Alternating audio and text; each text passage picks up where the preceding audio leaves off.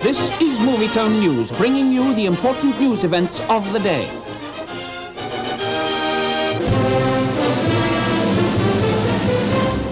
From the furthest reaches of the free world, venerable members of the press corps flock to the Marriott in New York City to preview the latest release of Apple networking products.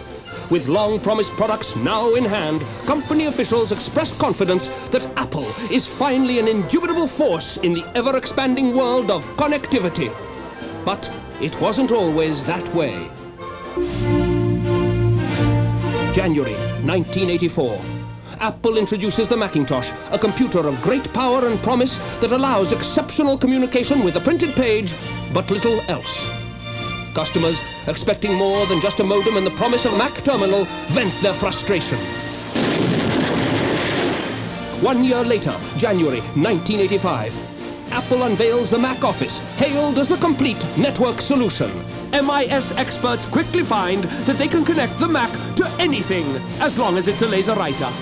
Optimistic company officials indicate that laboratory developments of a file server and IBM PC support is virtually complete. Salesforce confidence reaches new heights. January 1986. Apple design executives huddle in a top-secret laboratory in Cupertino. After a rigorous search for data communication solutions, the team emerges with a white paper. With only promises to sell, resourceful reps develop creative new sales techniques. But 1 year later, customers are still waiting. Some are forced to find new ways to pass the time. 1986. History in the making. Desktop publishing and the Macintosh Plus take off. Apple sells hundreds of thousands of AppleTalk nodes and becomes one of the world's leading vendors of local area networks. In 1987, the company unleashes a new marketing moniker, Desktop Communications, but this time with real products to back it up. Apple Share, Apple Line 3270 file transfer, AppleTalk PC card, DCA filter, Apple Share PC, Laser Share, Laser Selfish, MS-DOS drive, Apple File Exchange, the new Mac 2, Ethernet card, EtherTalk, EtherSpeak, EtherScream, and a man holding a fish. As sales climb, Apple finally proves it can connect with connectivity needs. 1988 will be a banner year for Apple and connectivity. In January, Apple announces a historic new alliance with Digital Equipment Corporation. And in March, the company engineers a friendly acquisition of Network Innovations, thus reinforcing Apple's ongoing commitment to networking and communications. But even more momentous maneuvers are in the making. August 1988. An exhaustive search throughout the world of high technology and international business culminates when Apple announces the arrival of this man, Don Casey, Apple's first Netcom overlord. With Casey at the helm, the Apple connectivity team continues its feverish preparation for June 12, 1989, when the company unveils its most ambitious sweep of networking products. The list is mind-boggling. For IBM connectivity, there's a Token Talk NB card, the Coax Twinax card, the serial NB card, together with Mac APPC and Mac DFT. And on the same day, AppleTalk Phase 2, including Apple Share PC 2.0, EtherTalk 2.0, Token Talk, AppleTalk for VMS, EtherTalk for AUX, and the AppleTalk Internet Router. But that's not all. There's also the Apple Data Modem 2400, Mac X, Mac X25, Mac X Pi, Mac X-Ray Specs, the EtherTalk NB card, CL1 servers for MVS TSO, VM, CMS, VMS, and nothing at all for the Moose. So, as the company moves towards its first gazillion-dollar year, it appears to this reporter that Apple is almost perversely committed to the future of networking and communications. Yes, until the world is one seamless, user-friendly network, and every network bonds with every other network in one great subatomic orgy of connectivity, Apple marches on!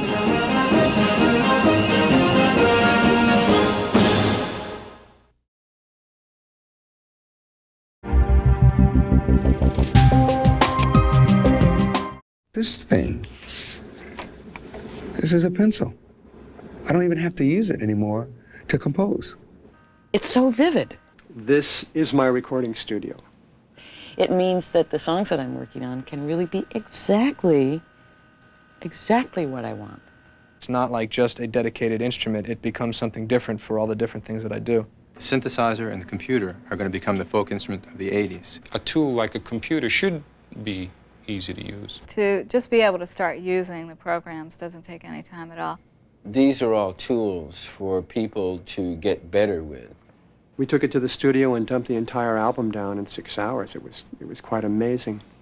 It's latitude. That's what it really represents to me, is more wings, more latitude. You can do whatever you pretty much can imagine. So now the problem is trying to imagine something, clever.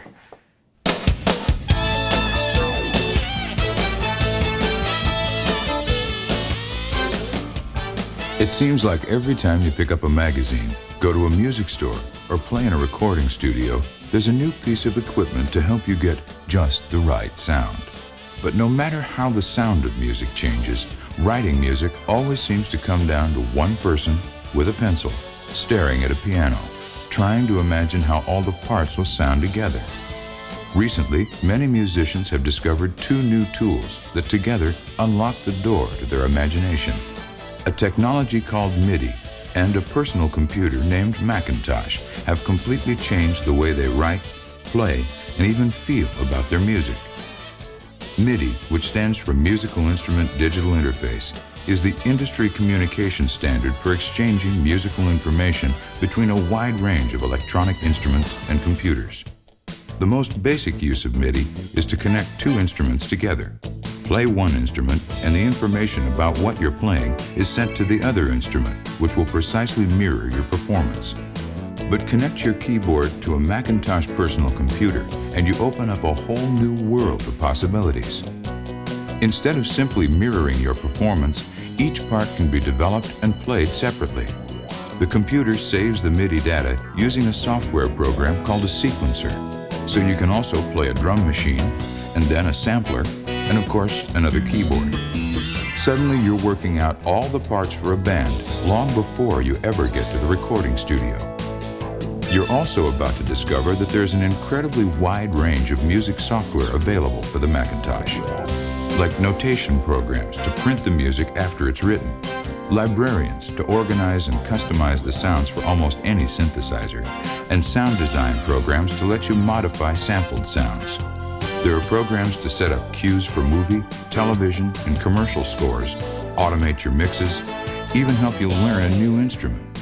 And because the Macintosh is, well, a Macintosh, it's also very easy to use, which makes it an extremely popular business computer, with powerful business programs to help you promote yourself and your music, all of which makes Macintosh the business computer for people whose business is music.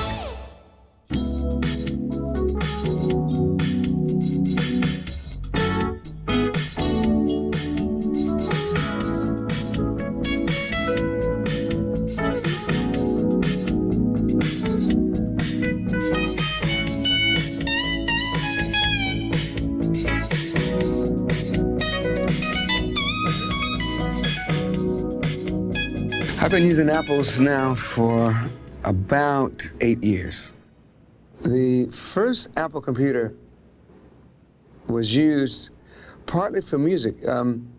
What happened was the guy that was doing my technical work at that time, his name is Brian Bell, he started off with computers the day we bought the Apple II Plus. We started one step at a time, making little interfaces for drum machines to run in time with sequencers. And everybody said, no one will ever want a drum machine to play with a sequencer. That's absurd. So many of the things which were impossible have become possible.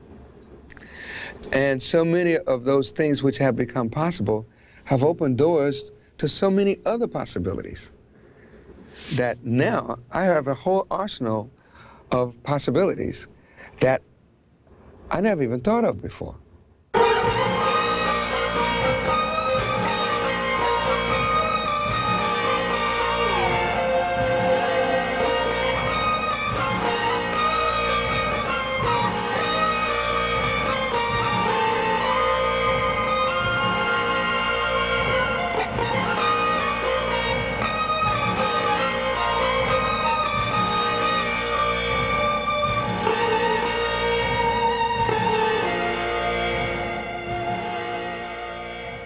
was it another brain? Was it a telephone? What was it? And if I don't really understand the Mac well enough, what if I lose all of this stuff? I'm typing this stuff in. This is my mind going into this thing. And I can't, if I lose this little disc, it's like losing all of your notes for class from the entire year, and you're kind of, oh no. So I had a real phobia about that at first. So I would print everything, or else I would have yellow pads and I'd secretly be writing it down as I was putting it into the Mac and thinking, I never do that anymore. I know how to get it. It didn't take me very long to get that kind of confidence in it. It will seem like your brain is being reflective, but that's a wonderful experience, because it's such a direct thing. It's so flexible and there's so many layers and you can get to them very easily. These are your tools. Your tools will teach you things, They'll teach you things you don't even know you want to learn, and they will. It's just like when you're sitting there playing the clarinet or me practicing the violin, you practice with it, you listen to it, you change it. It is your instrument, period.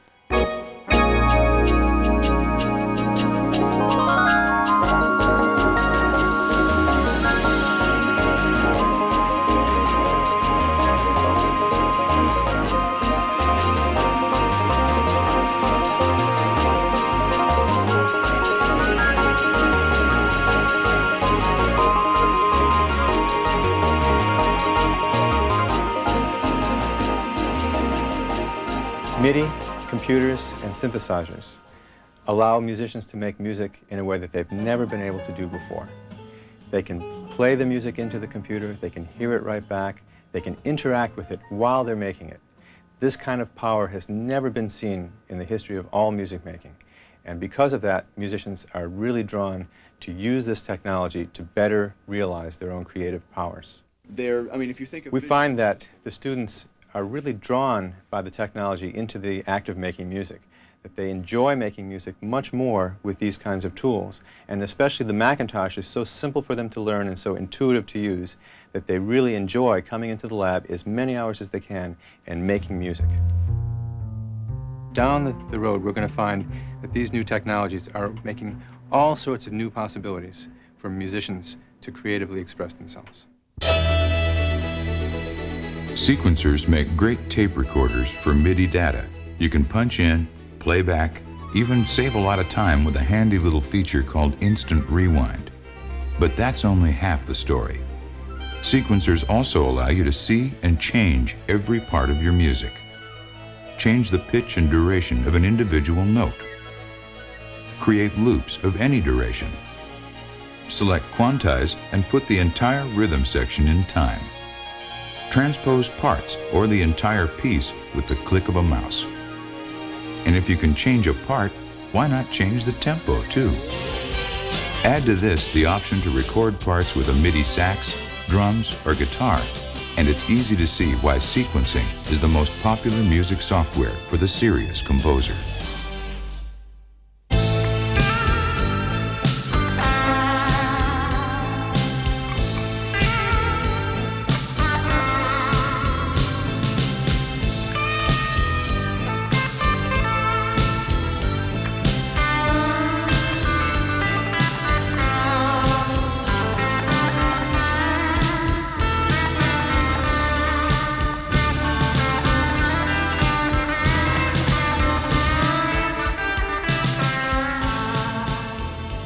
I'm going to load a sequence into the computer and build up from nothing to like a whole band playing at once.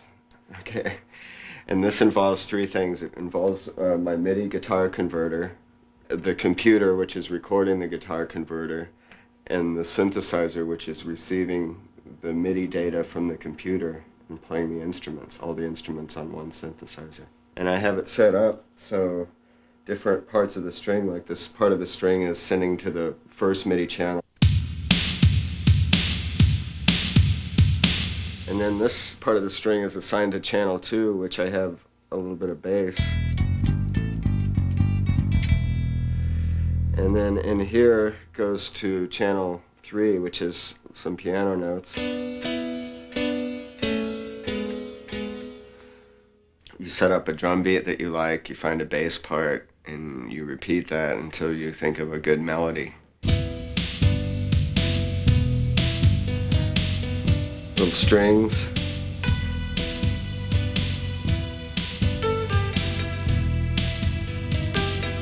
And voices.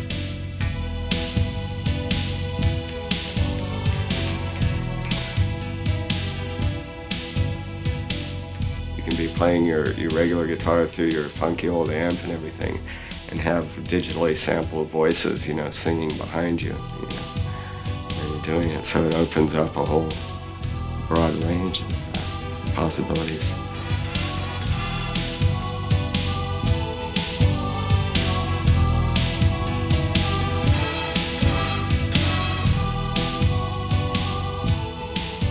And now all I have to do is a smooth fade out.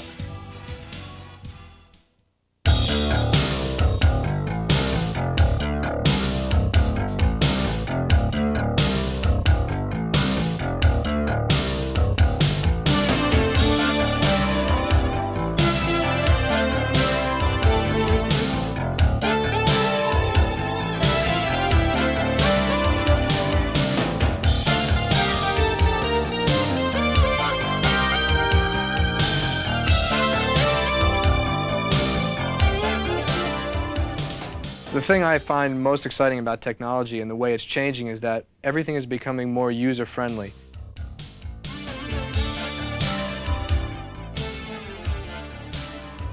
I have my sequencing program here, which works basically as a multi-track tape recorder, but all through MIDI. I have the track sheet, where I can keep track of all of my different parts on the different tracks, and then the song editor, which plays along wherever I am in the song so I can follow along. Through the chorus, through the verse, whatever. And then for editing, I have the step editor here, which is basically like a sideways piano roll. The longer bars represent longer notes, and here's the keyboard showing where you are in place. I can edit any individual note simply by clicking on it, and then it shows me exactly what's happening with that note. It makes it very easy to edit and change things to exactly the way I want them to be. When I first got the Mac, I was on tour with Cyndi Lauper at the time, and most of the time when you're on tour, you become a vegetable in between shows. You actually only play about 2 hours a night, maybe. So I bought the Mac and started getting into it, and every night I would set it up in my hotel room, and I got to be quite proficient at it while everyone else was turning into potatoes.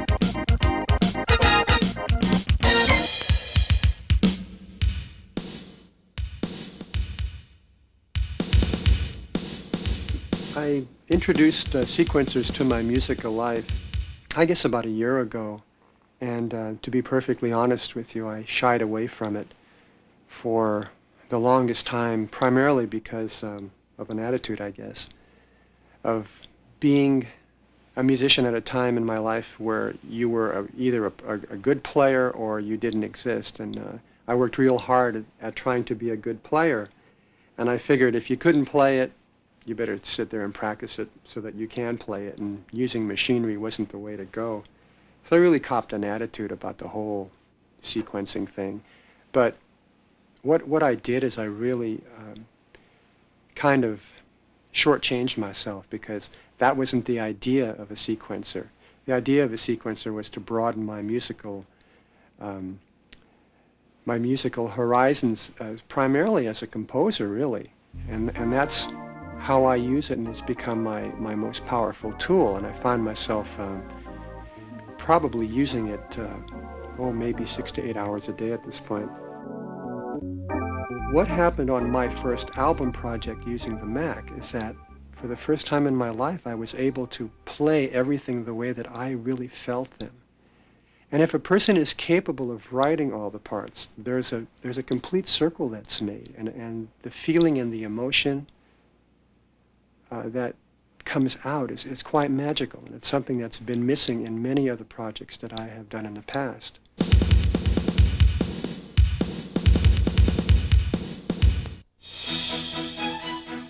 Ask a writer, and he'll tell you that word processing has transformed the way he writes. The page is always neat, changes are a snap, and retyping is a thing of the past. So why should music be any different? After all, musicians spend a lot of time writing and reading. To begin with, you have complete control over the printed page, because with Macintosh, what you see on the screen is exactly what you'll get on paper. It's easy to transpose parts and to space your music to fit your lyrics. Imagine the possibilities, then see your music in black and white.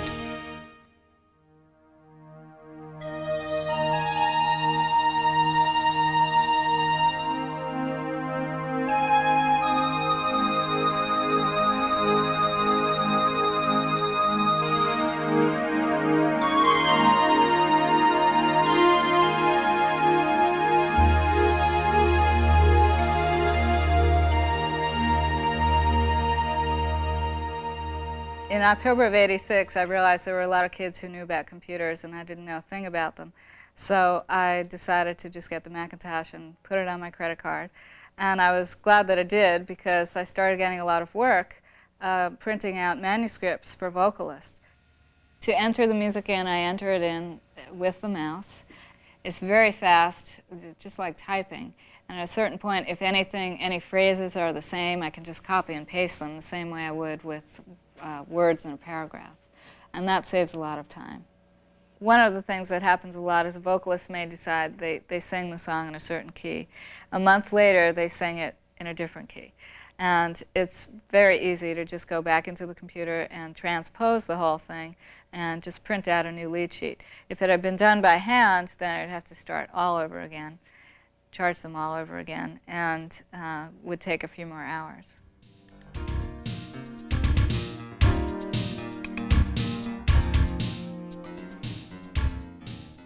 It's changed the way that I write music. I go out of my way to find things to do on the computer.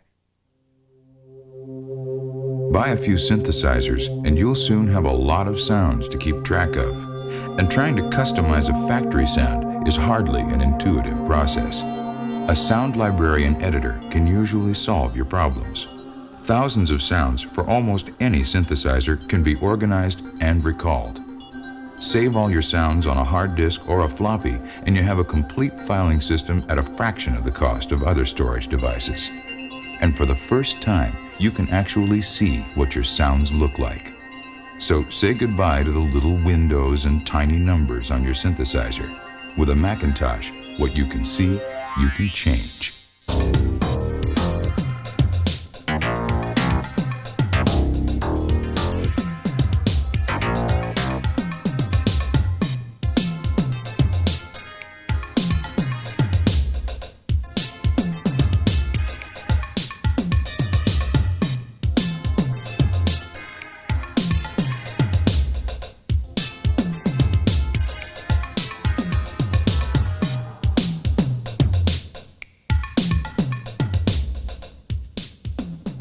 Disorder comes very quickly when there's a lot of sounds around, and so the Mac is an incredible tool for ordering the environment that we have here. For instance, this is the disc that I have all my present album stuff on, and I'm going to show you how I organize the libraries.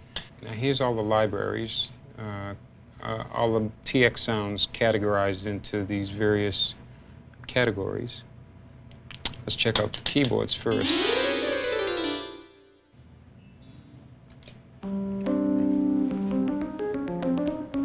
You see, so it's simple. You just click on them, it sends the sound across, and you can listen. If you sit and work with a piano, you can get the idea of the chords, and then write it down, and you can envision the orchestration. You could say, well, I'm going to have the trumpet play that, you could say, and you can envision it. And so everything you're doing, you're envisioning in your mind, which is fine. It's good to do that. But with MIDI, you can actually send have one synthesizer play an actual trumpet sound, and then have another synthesizer play the actual bass sound, so that you can hear your composition and develop it, I think, in a lot more detail.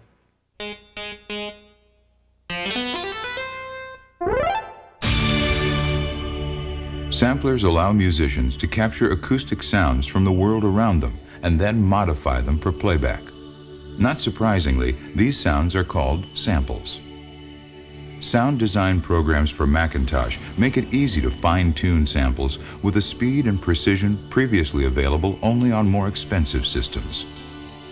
Cut a sample to precisely edit unwanted sections without a click or pop.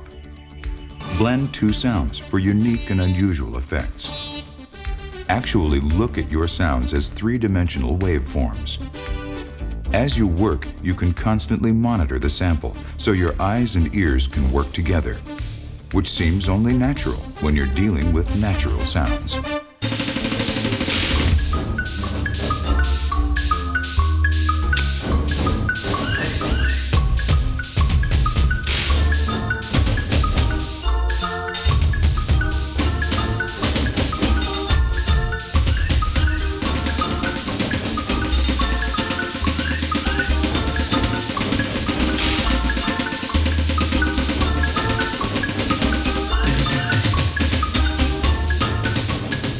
I guess drummers are kind of moving into uncharted territory because everyone else, it's been mostly keyboard players and guitar players who have been at the forefront or are most usually thought of as using these devices and being able to use MIDI.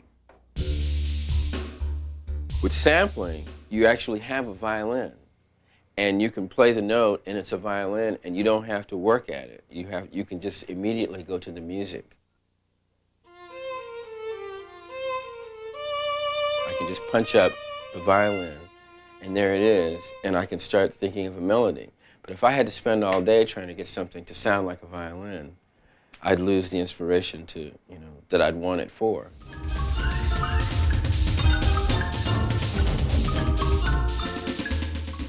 All these things with MIDI, with a computer or a synthesizer or sampling device being able to talk to other instruments, you get to hear things that you wouldn't necessarily think of, which is a good thing for me, I think.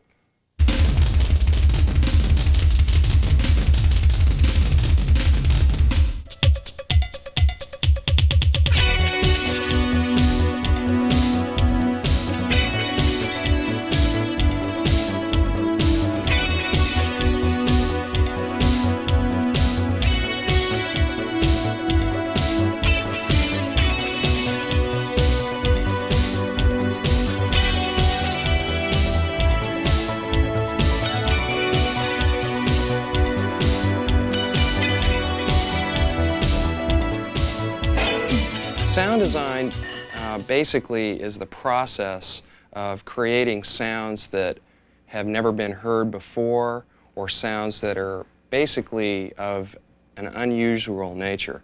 For instance, a good example of that is in the Star Trek movie when the Enterprise goes into warp acceleration. There is no sound to represent those areas, and that's where the sound designer comes in to create, manufacture, and process these types of effects. This program allows us to go in and actually manipulate the waveforms and amplitudes of the sound, turn the sound backwards, edit milliseconds out of the sound, virtually dissect the sound in any way possible. We can achieve things that we had never been able to achieve before in the manipulation process of the sound.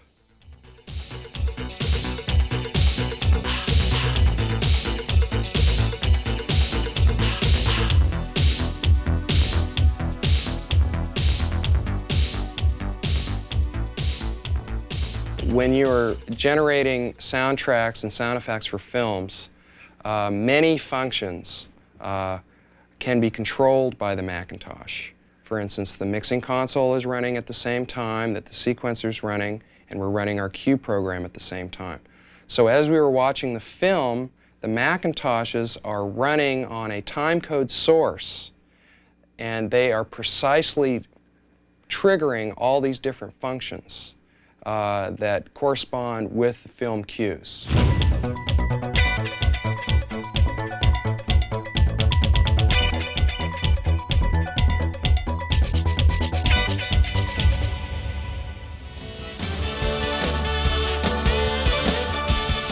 By now, you may be starting to think that some of the many programs available for Macintosh might just make making music a little easier.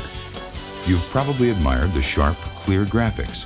Perhaps you've even noticed that all the programs seem to work the same way, which means that when you learn your first program, you've gone a long way towards learning them all. No matter what part of the business you're in, Macintosh can help you promote yourself and your music with graphics programs to help you look as good as you sound, and others to organize your day, keep track of your equipment, and mind your money. In short, Macintosh can really help you clean up the rest of your act.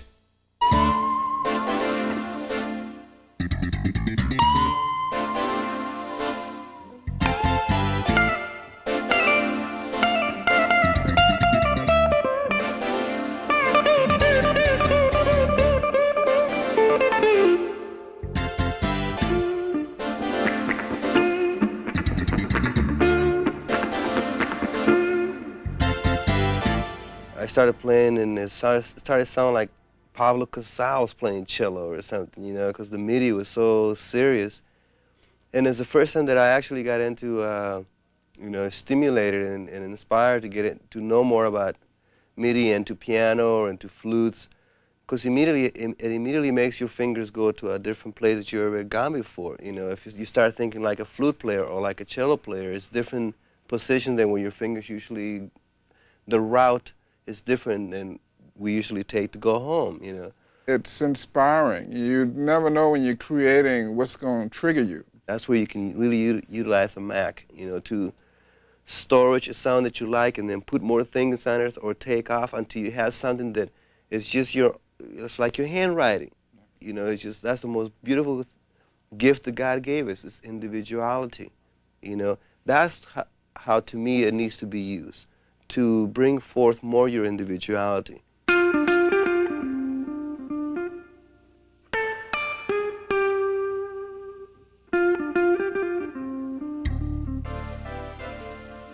The computers and sequences and stuff have been instrumental, I think, in helping us to accomplish a few songs. All of a sudden, the MIDI becomes a necessity rather than a commodity. And that's how I look at it now. You know, I can't ignore it. I got to have it.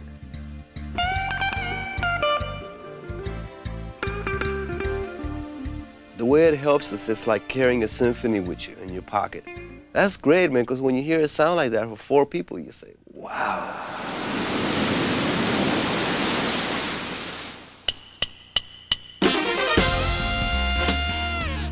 If you're making your career in music, you'll be knocking on a lot of doors. And when one of those doors opens, you'll want to have everything it takes to march right in, which is where Macintosh comes in. Macintosh is made by Apple Computer, a company dedicated to one extraordinary idea, that using a computer should be a pleasure, not a problem. Our goal is to build computers that can take you as far as you want to go. We know that that's a very long way, and that part of helping you get there is to make the first steps easy. Macintosh, the power to be your best.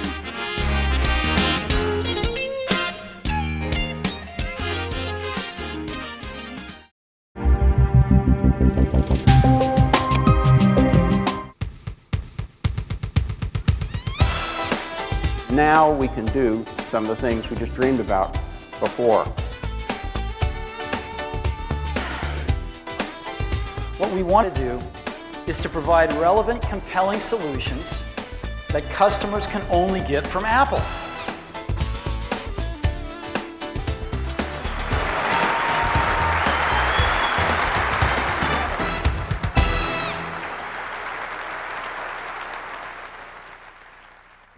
Today we're going to talk about system software at Apple. Turns out that 1997 is going to be a very big year for our operating system and system software in general. In fact, we think it's going to be the biggest year for system software in the history of Apple Computer. The reason why that's true is we have a lot of releases coming up for Mac OS, a lot of new technologies, a lot of great new products. But of course, we also just announced our acquisition of Next Software, and it's going to be building a complete new generation operating system as well. So taken together, it's going to be a very big year. Some of the highlights are Mac OS 7.6 that's just started shipping, the Mac runtime for Java that also just started shipping. We also just introduced a new version of QuickTime VR for our virtual reality on the desktop. And then, of course, we'll give you more details about the new system that we codenamed Rhapsody, which is a combination of Mac OS and Next Software. We started out the year by shipping Mac OS 7.6, our newest version of the Apple operating system. 7.6 really focused on the installation process at the very beginning. So you'll notice the engineers have built an entire new installer that steps the user through the various processes to get a nice, reliable version installed on this disk. It even checks the hard disk to make sure it's got the latest driver as part of the installation process. That used to be optional. Also, 7.6 has a new extensions manager. So when you're configuring your system, turning extensions on and off, you can read what they do. You can also even save a setting and share that with other people in your department. 7.6 is also nice in terms of the internet integration. In fact, it gives a wide variety of internet software directly in the box. So users can pick between something like America Online, or Apple's CyberDog Internet Suite, or Netscape Navigator, all depending on the type of user and what you need to do with the internet. Mac OS 7.6 also delivers a lot of performance improvements. So for example, you'll find big files can open and save faster. You'll find that big applications can open and close faster. You also find that printing across the network can be faster as well. In some situations, these operations can be up to 40% faster. This is because some of the software has been rewritten as native PowerPC code. Also, we've just implemented some of the newer versions of software which are faster algorithms. Also, the engineers have taken a look at some of the low-level parts of the operating system, speeded them up. One of the other nice things about Mac OS 7.6 is you get a lot of technologies on a single CD-ROM. So if one pass installation, you can get a lot of the different technologies that you might be using in-house on a single machine. You don't need to go to the website, download software, you don't need to do multiple installers, you just do one pass. Apple has also recently introduced the Macintosh runtime for Java. What this does is actually breaks Java outside of web browsers. Today, most people, when they're using Java, they do it within a browser. But with the new runtime, what you're able to do is run an application or a Java applet outside a browser, and in fact, even not connected to a network if that's what you need. So if you're writing Java software in-house, you can actually run it directly on this runtime. The runtime that Apple has introduced is based on the source code from Sun Microsystems. It is part of the 100% Pure Java initiative of Sun, and Apple is a member of that initiative. Also, the Macintosh runtime for Java incorporates a new technology from a startup called Marimba, which allows people to run Java software outside of web browsers and subscribe to channels across the network. Again, this is an innovative use of Java, and Macintosh is bringing it to you directly as part of the operating system. This summer, Apple will be introducing a new version of the Mac OS that we call Tempo. Tempo delivers two main areas. One is a new user experience, and secondly, a lot of new internet integration, a lot of new features for the internet. When you install Tempo, you're going to notice right away the new user interface. It has a new look and feel, really overhauling the look and feel that we've had for several years. But there's more to it than just the surface. This is actually the new Finder that we've been working on as part of the Copeland project.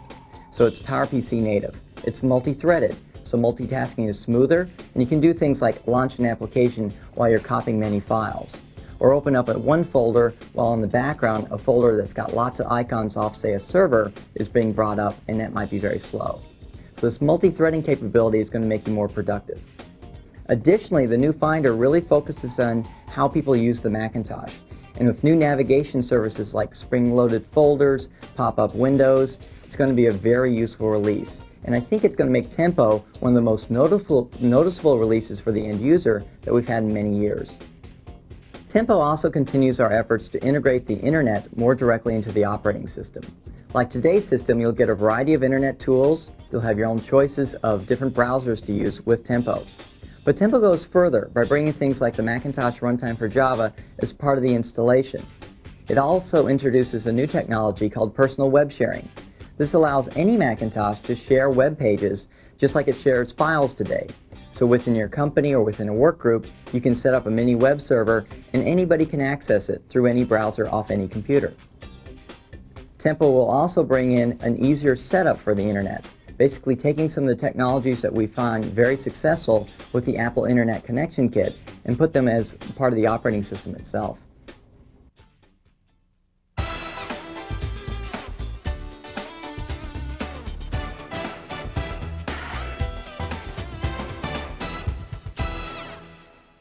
We'd like to explain some details that go into Rhapsody, which is the new operating system combining the Macintosh OS with the software from Next Software. With Rhapsody, we have a couple of key objectives. One of the most important is to provide a very smooth transition. We want to make sure that the software you run today, the files you create today, the databases you have today, will still run under Rhapsody. We also want to make sure that the hardware you buy today, the Macintosh systems you get today, will be able to run the Rhapsody operating system.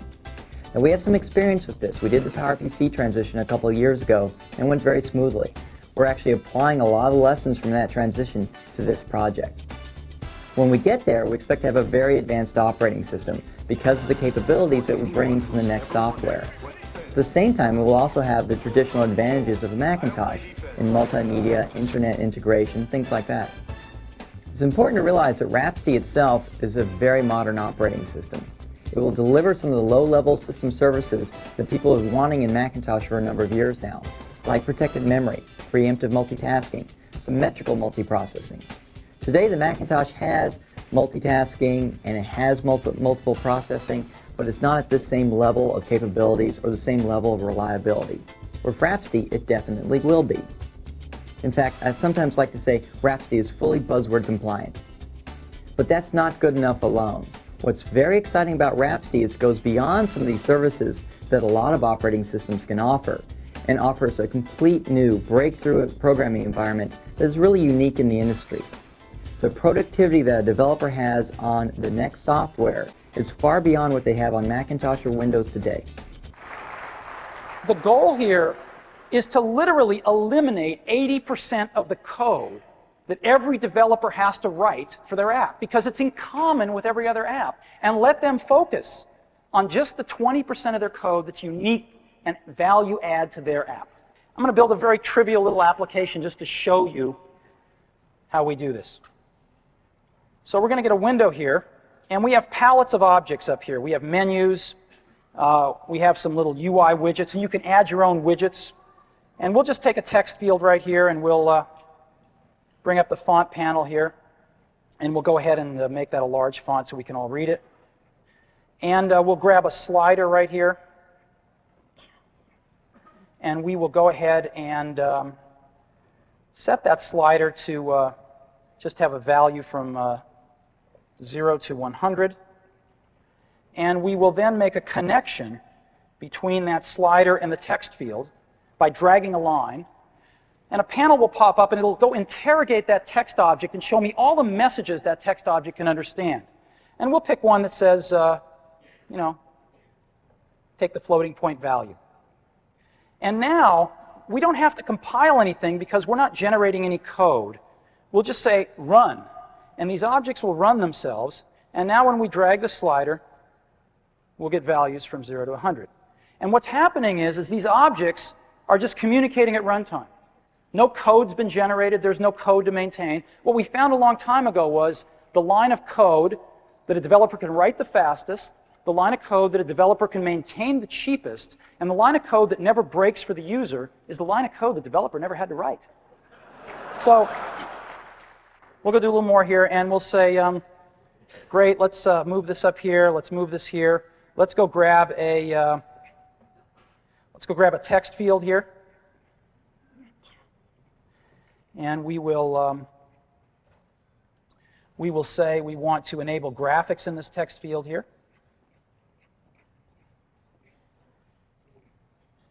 And we can then go back to our application and just run it. And again, you see this still works. And here's some text, and we can just type in this thing. And now we want to make the fonts a little bigger. Forgot to put the font commands in. So great, we just go back here, grab the menu to that app, and we just say, let's grab a font menu and drop it in. And we'll go run our application again. And now we can type in some text. And we can go back and we can bring a font menu up just like in every other app in the system.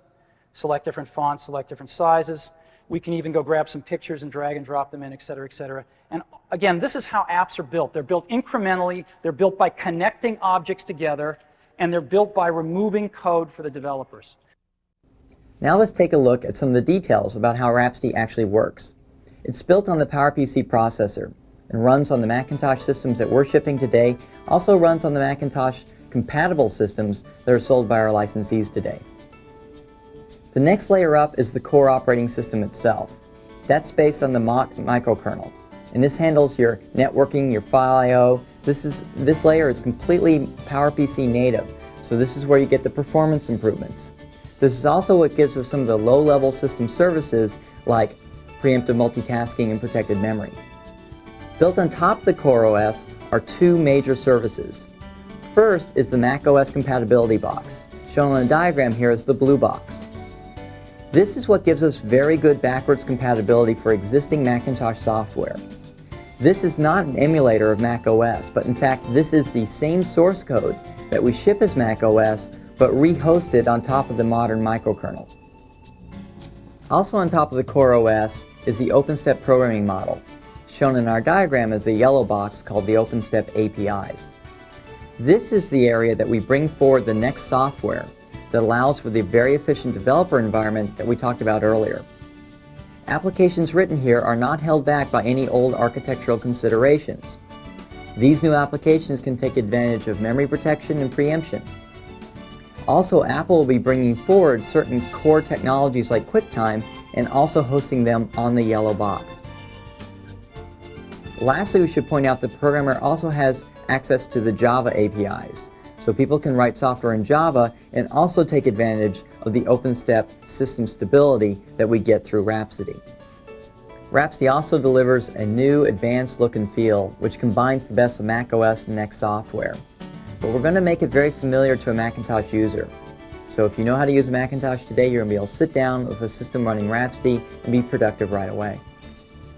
Rhapsody will deliver very good compatibility with the software you're using today. The reason why that works is that Rhapsody actually rehosts today's Mac OS on top of the modern microkernel. We bring it over as it is today, including even the low-level architecture of the Mac OS. What this means is you can keep using the software you're using today.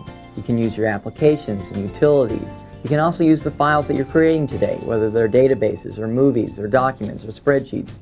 Even things like fonts and extensions and control panels, they'll continue to work under Rhapsody. Now, the major exception for compatibility under Rhapsody is software that touches the hardware directly.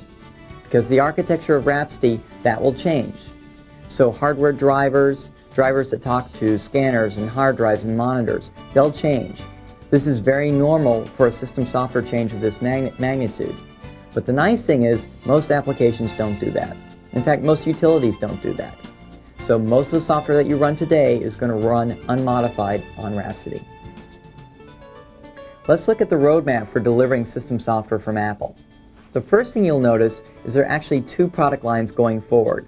One is the traditional Mac OS that will continue to improve and release new versions of as time passes. Secondly, of course, is Rhapsody, the new operating system. What's nice about this two-track strategy is it allows you to decide when you want to move to the new operating system based on your business, your software, and your needs. We are planning on 3 upcoming releases for Rhapsody. The first is a release that's targeted for developers only. We call this a developer release. We expect this in the 3rd calendar quarter of this year. This will essentially be OpenStep and Next software delivered on the PowerPC. Then about a year from now, we expect to deliver what we call the premiere release of Rhapsody. This is basically an early adopter release and really focuses on OpenStep and the Next technologies. We expect to have some Macintosh compatibility in that release, but we're not expecting that to be something many people can use. The key function of that release is if you have new applications built on OpenStep, you can run them with the premiere release. Then the 3rd release is the unified release, scheduled for mid-1998. That is the release that we've been describing here, with full Macintosh compatibility and the capabilities from Next Software integrated into a single operating system. From there, Apple will continue to upgrade Rhapsody, just as we continue to upgrade macOS moving forward.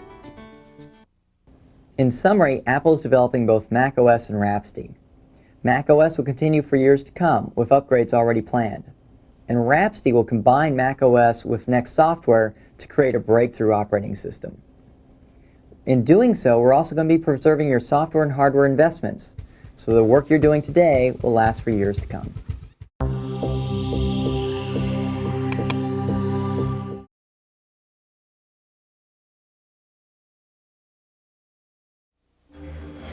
These days, even an idea whose time has come may have trouble arriving. Because to make an idea fly, you first have to express it. The best way we know to get an idea off the ground is through Apple Desktop Media.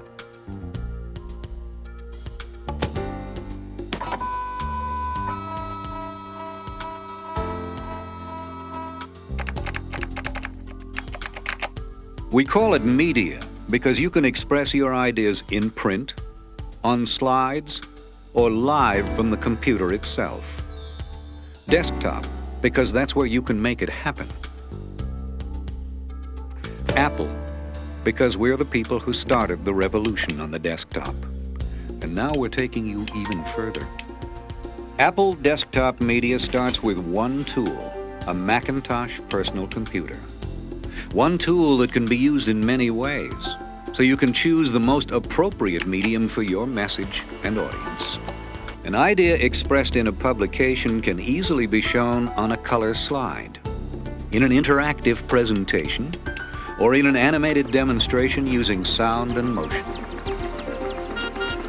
We'll take you to 4 places around the country where individuals are putting Apple Desktop Media to work. Different people with different ideas using the same tool to express them. An ad agency like Jordan McGrath in New York is in business to communicate. Apple Desktop Media helps them find new ways to get their ideas across, not just to the public, but to their clients as well. The agency uses the Macintosh to lay out ads, design publications, and to present storyboards with sound and motion. This is the spot where we discuss the benefit of the natural flavors in the oatmeals. And I don't care what kind of a commercial you produce, and I don't care what it costs. If you don't communicate the message, if you don't sell your client's product, you've wasted your money. I'm an old-time art director. I'm 48 years old. I don't even know how to type. And I looked at these machines. I said, my God, what am I going to do with this? You know, I didn't even play video games with my kids. But I decided that we're going to get these and we're going to learn how to use them. And I've got everybody, all 10 people in the studio now who know how to operate Mac. Right now, in 10 minutes on the Mac, I can revise an ad 6 different ways and take a label and change it 6 different ways. If I didn't have the Mac, it would take the studio 2 days to do that same amount of work. I don't have the time. We would be losing money. The problem with conventional storyboards is that it's a long step from the storyboard to the finished commercial. And it's a problem in understanding what the final commercial is going to look like and feel like as well. You see, when you're making cereal with flavors, you got 2 choices. You make the flavors out of chemicals, or you can do it like Grace does and pick them right off the tree. The Macintosh was the perfect answer because it was the most effective simulation machine. We could incorporate sound and graphics easily, plus give the user the ability to bring motion in without complicated techniques and hardware. You know, when you make cereals with flavors in them, you got 2 choices. You know, when you make cereals with flavors in them, you got 2 choices. Clip allows me to take a flat storyboard, something with no sound, and bring it to life. Put it into the computer and have it tell a story. You can take your artwork and you take your soundtrack and it brings them together, and you have control over timing. You have control over the images. the right thing to do and a natural way to do it. What do you think? I think that's terrific. When we present this to the client, they're very surprised because they don't know what we're going to show them. They don't expect to see anything like this. It's easy, it's fast, and it's inexpensive. And today, agencies and clients both have to find ways to communicate the message and find out what it is and how to communicate and do it for less money. Even when you're not in the business of communicating, your business depends on clear communication. At ARCO in Los Angeles, people express ideas in many forms, including 200-page publications, detailed maps, and live presentations to senior management. ARCO first put the Macintosh to work publishing an offering circular on its AM/PM mini-market franchise. We figured that the last time we had done the offering circular by professional printing, we had a pretty good idea that it cost us around $62,000 to produce the book. Now, the first time we did it with the Macintosh, we made our mistakes. We used a little overtime, we weren't quite as efficient as we should have been, and it cost us about $13,000. So our net savings on that was almost $50,000 for that one book, and we do issue 6 or 7 of them a year. As soon as we got finished with the prospectus books, it became evident, hey, you know, if we can use it for this, why can't we use it for a whole lot of other things? All of our terminals have diagrams of how a driver should route himself to a service station and how he should make his entry and exit onto the site. We determined that it would be very helpful if those were regularized, put into a common format so everyone could read them and they all look the same. The maps before were drawn on a little, about a 5x6 piece of cardboard that somebody just sat at a desk and drew, and when things changed, nothing got updated. We've begun to make our first attempts at using HyperCard as a presentation media in our quarterly reviews to senior management, which has been very effective for myself and my counterparts, rather than using the standard overhead slides, which are a little difficult to manipulate. The actual HyperCard stack was made up by my secretary, who got input from all of the department managers and put the information that they wanted in their presentations into the HyperCard stack. Make sure that each of the departments has a different effect, like a barn door or a wipe or whatever. The reaction to the HyperCard presentation was quite positive and has led us to look at that means to make other presentations in the future. And it's always nice for me to have someone come in the office and say, I just found something new that I can do and it's going to solve a problem for me. There's an enthusiasm that builds, and there's a sense of discovery about learning something new that is going to help you do your work a little better. Discovering new ways to get things done is at the heart of working with Macintosh. At GTE in Indiana, managers have discovered they can use Macintosh itself to convey critical and complex information to their employees, with the extra impact of sound and motion. Dan Rice teaches field repairmen how to detect air pressure leaks in underground telephone cables. The cables are pressurized to keep water out. I believe that the problem prior to using the Mac was in the lecture type of format that we had, was that the student really never got involved in the process. He learned the theory, he had it up in his head, but there was really no way, no good way for him to take that and apply it directly in a simulated or a hands-on environment. So your first 5 are good again. Your balance is 16.2. You're 9,000 some feet out. Right. The water is making this look electrically longer. Oh, yeah, okay. For me to be persuaded this was worth pursuing and selling in higher echelons of GTE, I had to feel that it was cost effective and training effective. So we did our research to find out, is this a possibility? And we knew we were going to take some risks because it really hadn't been done anywhere before. Well, we had several reasons for going to the Macintosh. Number one was that it was graphic. The other thing that also helps with the Macintosh is that we can integrate the digitized sounds, such as if a student goes over to a valve, takes a reading, and there's 5 pounds, he hears the sound that that particular tool would emit at that particular device. Is topic pretty close to your threshold.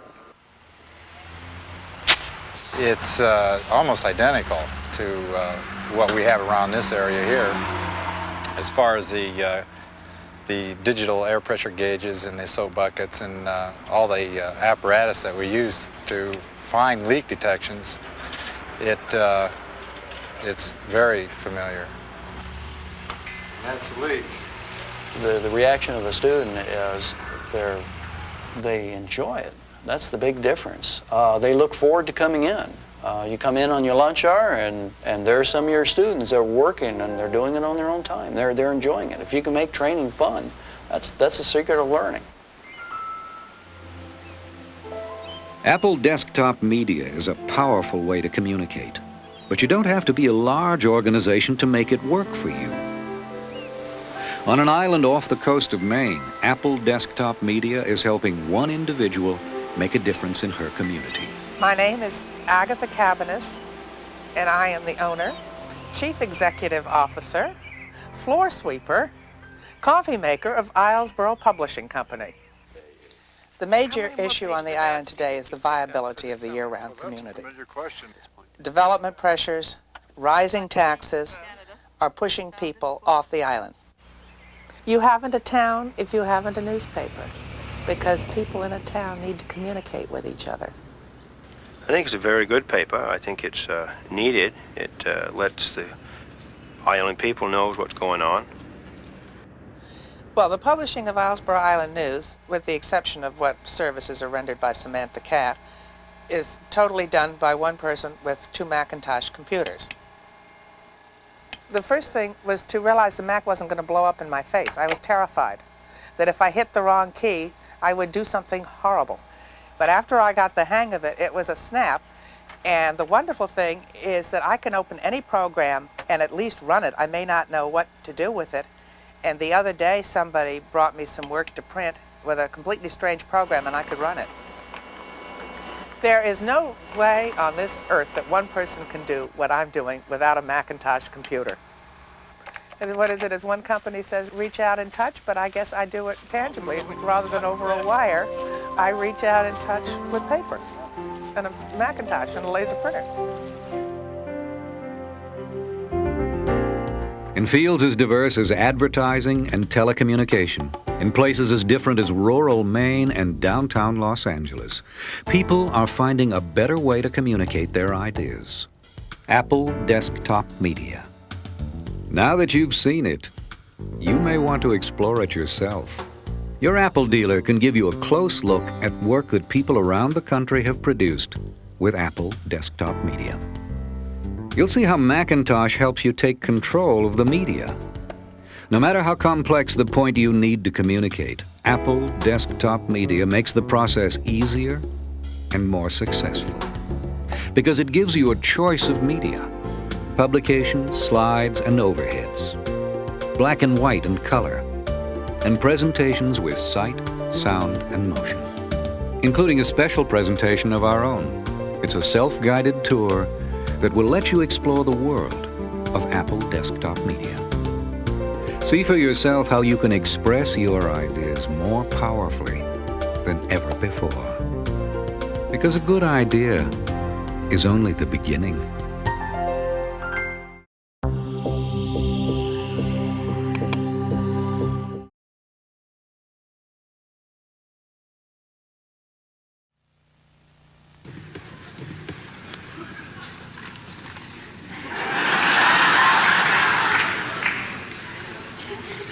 It is 1958. IBM passes up the chance to buy a young, fledgling company that has just invented a new technology called xerography. 2 years later, Xerox is born, and IBM has been kicking themselves ever since. It is 10 years later, the late 60s. Digital Equipment Corporation and others invent the mini-computer. IBM dismisses the mini-computer as too small to do serious computing and therefore unimportant to their business. DEC grows to become a multi-$100 million corporation before IBM finally enters the mini-computer market. It is now 10 years later, the late 70s. In 1977, Apple, a young, fledgling company on the West Coast, invents the Apple II, the first personal computer as we know it today.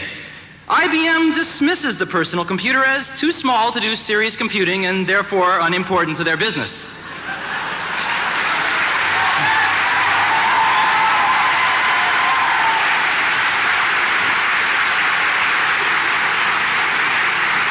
The early 1980s. 1981. Apple II has become the world's most popular computer, and Apple has grown to a $300 million corporation, becoming the fastest growing company in American business history. With over 50 companies vying for a share, IBM enters the personal computer market in November of 1981 with the IBM PC. 1983. Apple and IBM emerge as the industry's strongest competitors, each selling approximately $1 billion worth of personal computers in 1983. Each will invest greater than $50 million for R&D and another $50 million for television advertising in 1984, totaling almost $250 million combined. The shakeout is in full swing. The first major firm goes bankrupt with others teetering on the brink. Total industry losses for 1983 overshadow even the combined profits of Apple and IBM for personal computers. It is now 1984. It appears IBM wants it all. Apple is perceived to be the only hope to offer IBM a run for its money. Dealers, initially welcoming IBM with open arms, now fear an IBM-dominated and controlled future. They are increasingly turning back to Apple as the only force that can ensure their future freedom.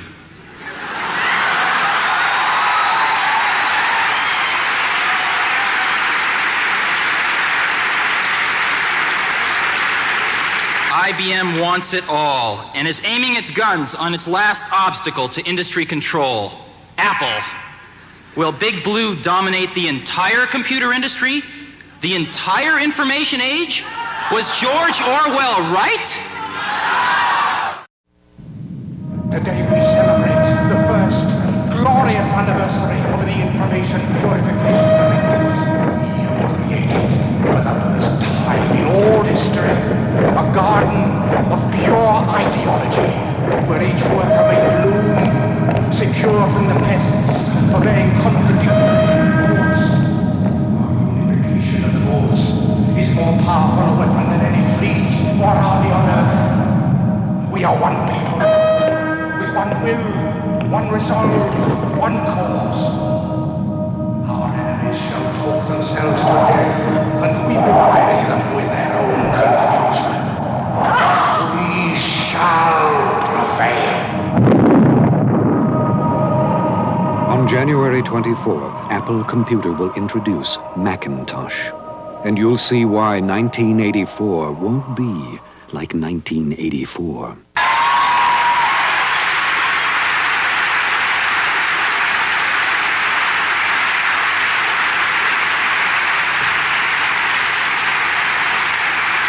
There have only been two milestone products in our industry. The Apple II in 1977 and the IBM PC in 1981. Today, 1 year after Lisa, we are introducing the third industry milestone product, Macintosh. Many of us have been working on Macintosh for over 2 years now, and it has turned out insanely great.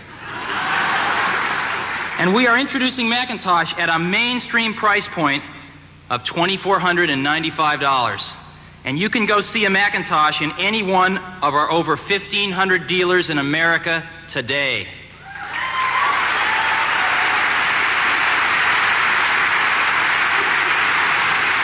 I want to briefly cover some of the innovations in Macintosh. The first one is we've pulled Lisa technology down to a mainstream price point with its radical ease of use, mouse, windows, icons, pull-down menus, point, click, cut, and paste. We've managed to find a way to pull that down to a $2,495 price point. And Macintosh, to accomplish this, uses a 68,000 microprocessor, the same 32-bit microprocessor used in Lisa. It's necessary for Lisa technology, and it eats 8088s for breakfast. Macintosh comes with 192 bytes of memory. 64 bytes of ROM contains the entire operating system, the whole graphics foundation, and the entire user interface, all contained in ROM. There's 128 bytes of RAM. Just as the 5¼ floppy disk drive was an innovation in the 70s, the 3.5 disk drive will be the disk of the 80s. It is far safer, and we're storing over 400 bytes of information on one side of a disk that can be put in your pocket. Macintosh comes with 2 built-in serial ports. They're RS-232, RS-422, and an incredible thing called Apple Bus Interconnect.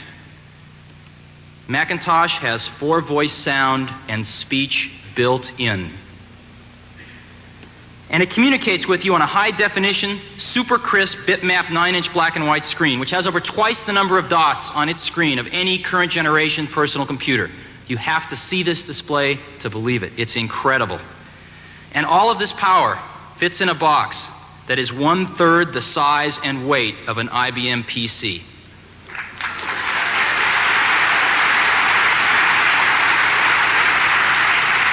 And we're introducing a family of products with Macintosh: the image writer printer, an external disk drive, a modem, a numeric keypad, Macintosh carrying case, and a security kit so your Macintosh won't go anywhere without you. You've just seen some pictures of Macintosh.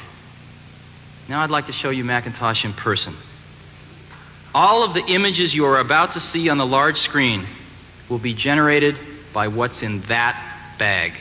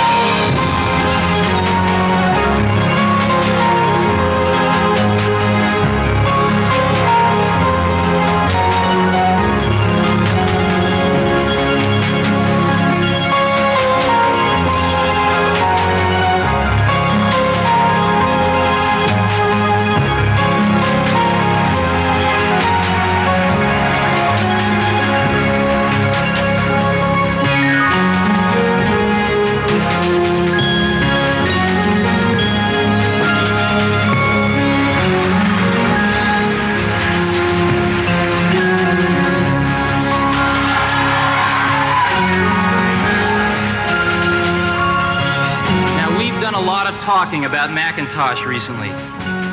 But today, for the first time ever, I'd like to let Macintosh speak for itself.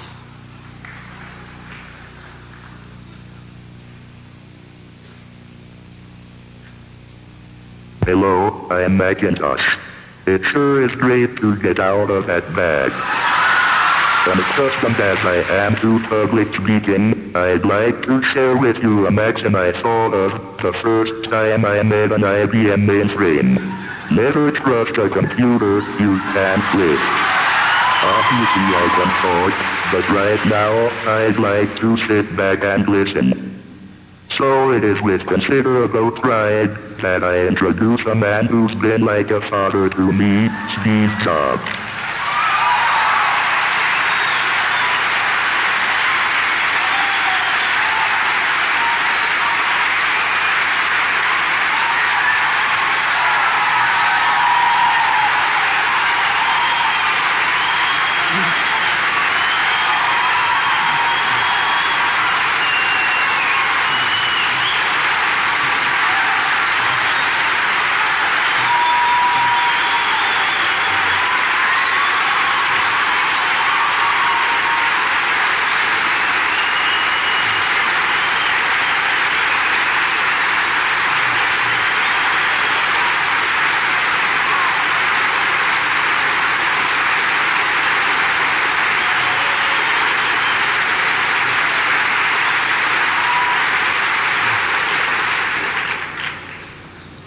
The team that developed Macintosh is sitting up here in the first 5 rows, and they must feel awfully good right now. Well, we've got a lot of stuff to get through. Macintosh is targeted at 2 primary markets. The first is the 25 million knowledge workers who sit behind desks, and particularly those in medium and small-sized businesses. And the second market is the college worker. We think that's the knowledge worker of tomorrow, and there are over 11 million college students in America alone. Now, the telephone was the first and only really desktop appliance, and we think Macintosh can become the second desktop appliance for these tens of millions of people.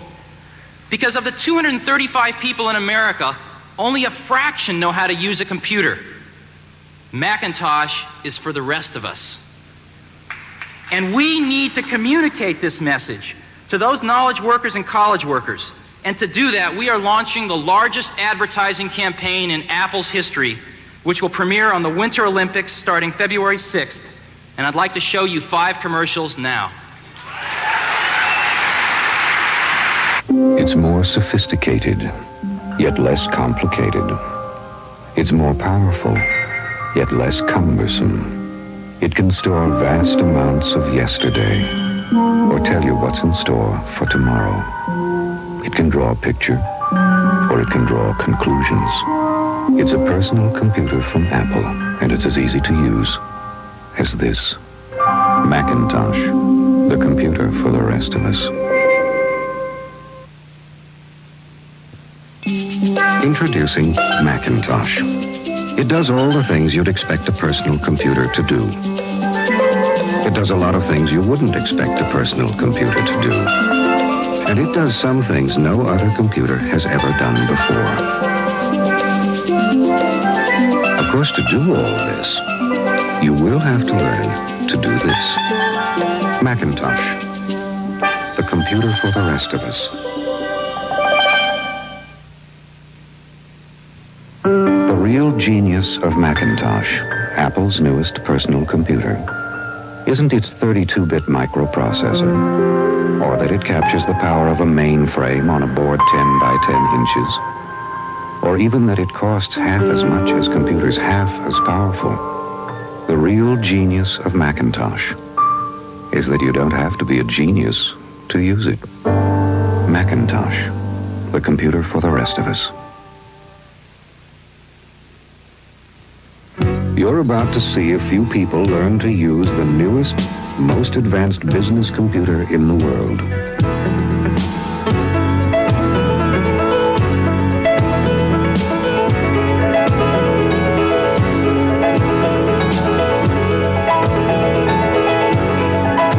If you know how to point, you already know how to use it. Macintosh, the computer for the rest of us.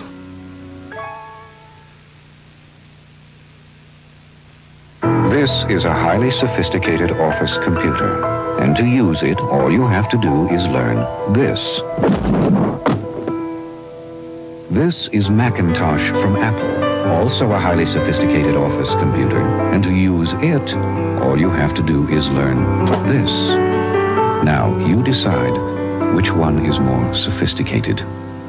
Macintosh, the computer for the rest of us.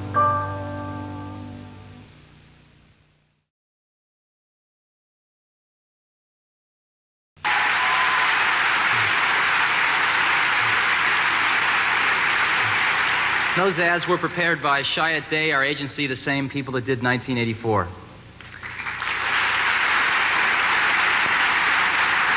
Over 70% of all the computers used in education in this country are Apples. And we feel pretty good about that. We care a lot about the educational process, and it reflects a bit about what our values are as a corporation. And it's also an incredible leverage point for the Apple II. Now, most of those are in kindergarten through 12th grade. A year ago, we went in search of about a half a dozen colleges that would use a large number of personal computers in 1984, large being at least 1,000, campus-wide. Well, we didn't find half a dozen, we found 24. And today I'm really pleased to announce the Apple University Consortium, formed of those 24 colleges and universities around this country. And they're the opinion leaders. They are the Ivy League. And they collectively have placed orders for over $50 million today of Apple 32 Supermicros. And this is the list of colleges.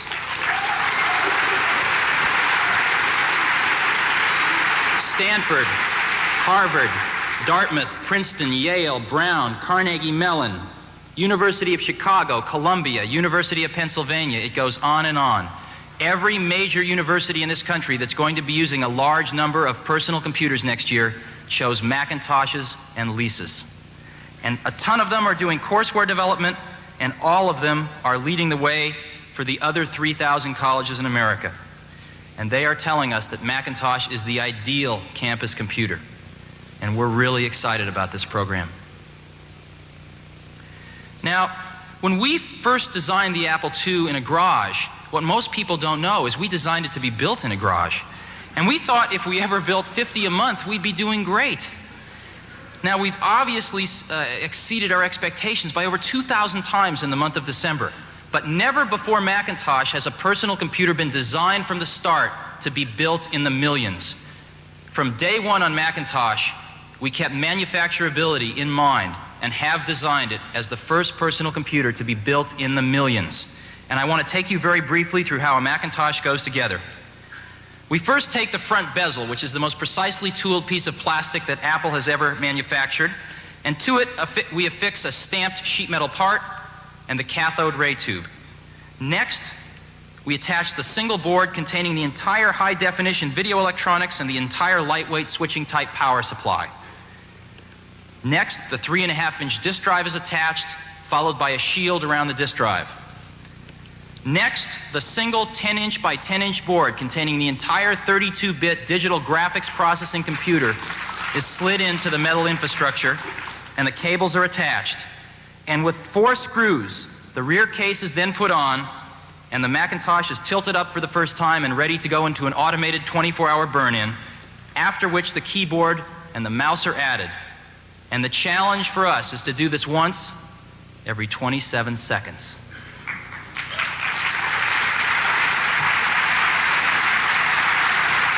Now, to do this, in addition to designing the machine, in the last year and a half, we have designed and built the machine to build the machines.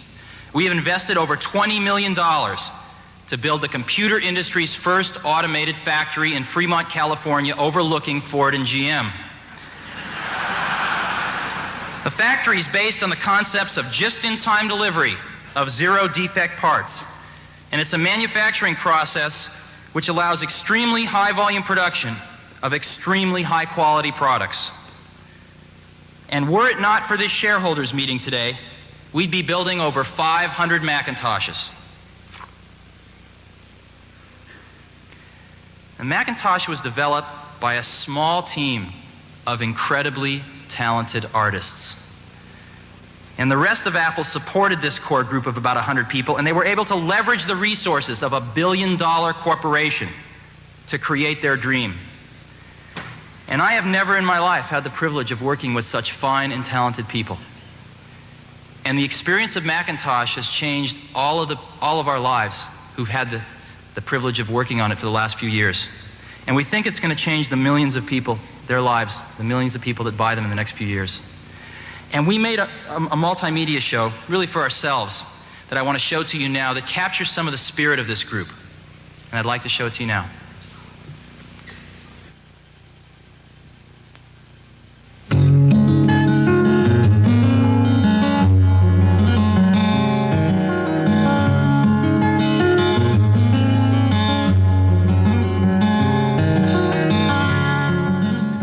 We started in a very tight-knit, small group, and we had this dream. It was sort of us against the rest of the world. But we started working on it, and us 5, 6, 7 people believed in the dream, and eventually it sort of grew. The machine is based on the Motorola 68000 microchip. When we started working on Macintosh, we really wanted to get a unique synergy. Firstly, there's 128K bytes of dynamic RAM. There's 64K bytes of ROM. No compromise. Do it right. Do it really good, the way you would want it, and then figure out how to make it cheap so people can afford it. The display is a bitmap display. It has 512 by 342 dots. And we all loved the machine so much that everybody was interested in the whole picture. There is an interface for an external disk drive already built into Macintosh. What I've particularly enjoyed about working with the people on the Macintosh project is the spirit of cooperation between the groups and individuals. There's an engraving that is on the inside of the back cover of the Macintosh case that has everyone's signature that worked on the original design. We looked at every detail, every small thing. Will this work in France? Will it work in Japan? When you're working on something as wonderful as Macintosh, you want to bring it out to the whole world. It will come out and it will be, I think, several years ahead of its time. It is the best possible thing that could be done today.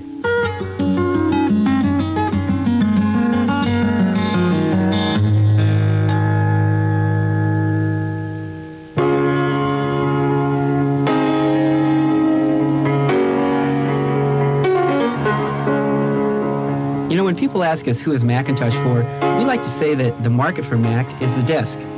Over the last few years, we've sold between 750,000 and 1 million Apple IIs, and that seems like a really large number. But even a bigger number is 25 million, and that's the number of knowledge workers in the United States alone who are sitting behind desks every day doing their work. And the way they do their work really hasn't changed since probably the start of the Industrial Revolution. So our marketing goal is really very simple, is to create a product that'll improve the life at the desk, to appeal to this vast group of people who know very little about computers at all. First of all, the Macintosh will have to be a very, very powerful computer because it has to handle lots of information processing problems for the knowledge workers. So the brains of the computer is the Motorola 68000, a 32-bit microprocessor. Our second concern has to do with ease of learning and ease of use. We've taken the mystery out of computers when you learn how to use a Macintosh. Our third concern is with the actual physical package, the thing you touch and hold. We want Macintosh to be the first desk appliance that sits with you at your desk in your office place. And last of all, we know we have to provide lots of very real solutions to those people at the desk. So we've come up with a wide variety of very good software applications like word processing, spreadsheets, databases, accounting packages, and because we're Apple, we'll be sure and toss in a few great games so you can have fun when the boss is not around. And in the years to come, we expect literally hundreds of new Macintosh applications to come from all the leading software houses all around the world. You know, for us in the Macintosh group, the product is like this torch being carried into a pitch black room. We like to say that it's simply incredibly, insanely great. Here, let me show you what I mean.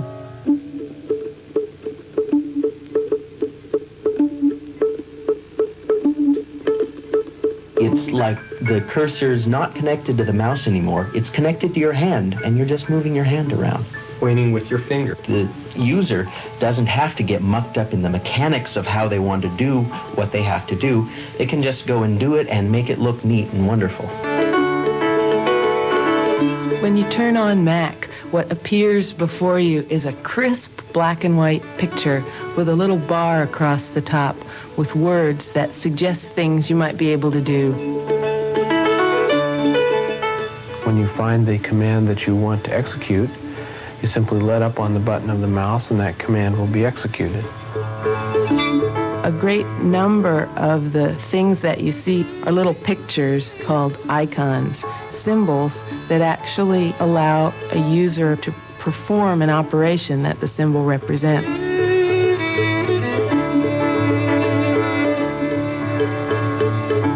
One of the starting points of Mac software is Bill Atkinson's amazing Quick Draw graphics package that's the heart and soul of not only Macintosh but Lisa.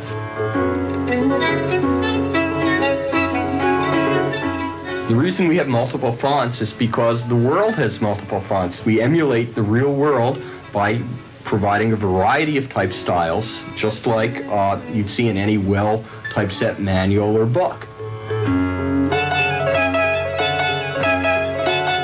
We built a machine that would be fun for us to use. And fun doesn't just mean playing games. Fun means using a word processor, using a spreadsheet can be fun too.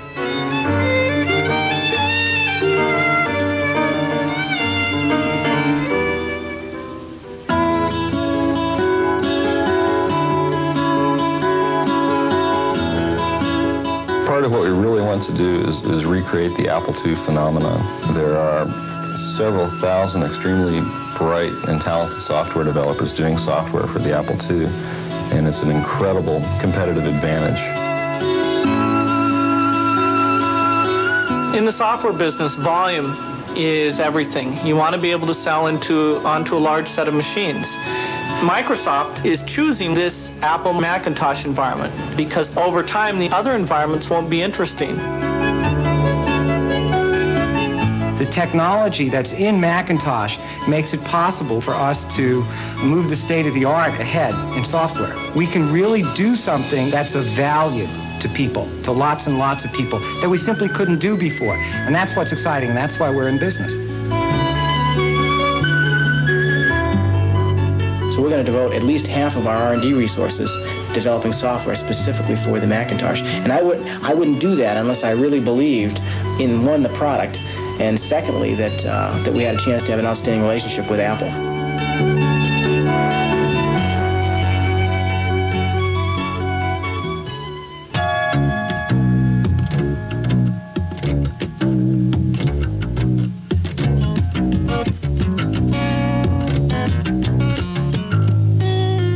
The manufacturing philosophy behind Macintosh started out as being able to find a way to make a truly high-quality, low-cost personal computer. And that way is focusing on a quality improvement process. This improvement process has two key ingredients. And the first being quality, being defined as conformance to requirements. And the second being a performance standard that focuses on zero defects.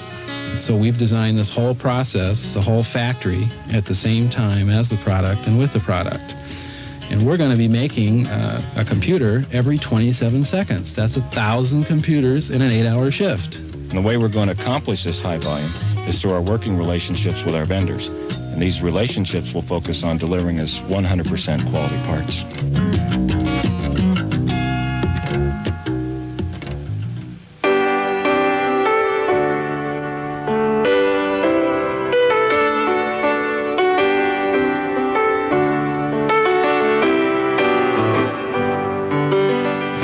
Excited about is that we know Mac is sort of the next big revolution in the kind of tool that we can give to every person. When you think about it, you know, over 750,000 people, well over 1 million people by the time Mac is introduced, will have gone through the less than fun experience of having to learn at least 50 bizarre words, and will have had to have remembered dozens of sequences of esoteric commands. And I think once a tool like Mac hits, which eliminates the need for that, then you're going to see the numbers jump from really hundreds of thousands to millions to tens of millions. And that's what this next revolution is all about.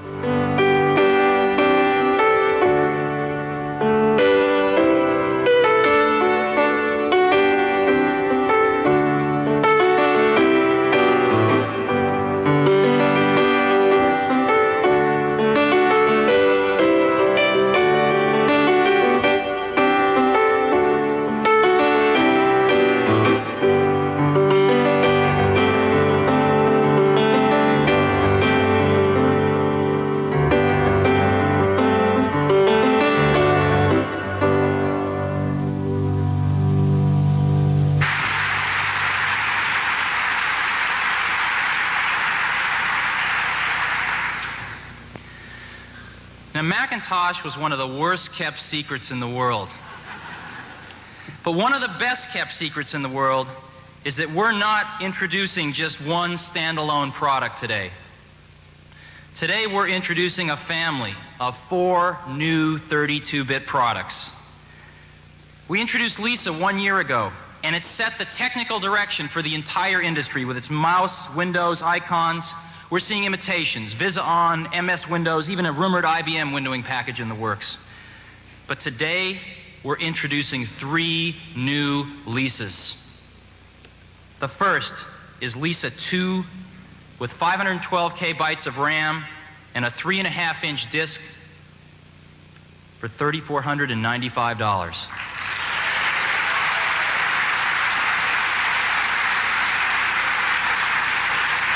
The second new Lisa is Lisa 2/5, which has a 5-megabyte profile Winchester disk drive for $4,495. And the third new Lisa is Lisa 2/10. It has a built-in 10-megabyte Winchester disk drive, which sits right above the floppy, and it's priced at $5,495.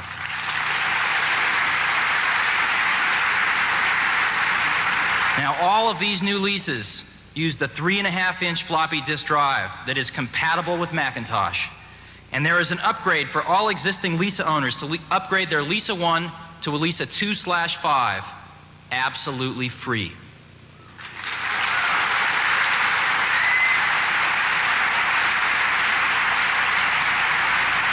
But perhaps the biggest news will be that all 3 new Lisas are 100% Macintosh software compatible. Now together, these 4 workstations form the foundation of the Apple 32 Supermicros, a family of compatible products based on Lisa technology and 32-bit architecture. And these 4 workstations span an incredible price-performance range, with Macintosh as the key building block at $2,495 to Lisa 210, the flagship in performance, at $5,495. We didn't start Apple to build adequate products. And we didn't start Apple to simply put computers on the desks of computer-trained professionals to connect to IBM mainframes. What we wanted to do and what we want to do now is to build great personal computers and bring them to tens of millions of people. Never before has the time been riper, and never before, with our radically easier to use family of 32-bit products, have we been closer to doing just that. Thank you very much.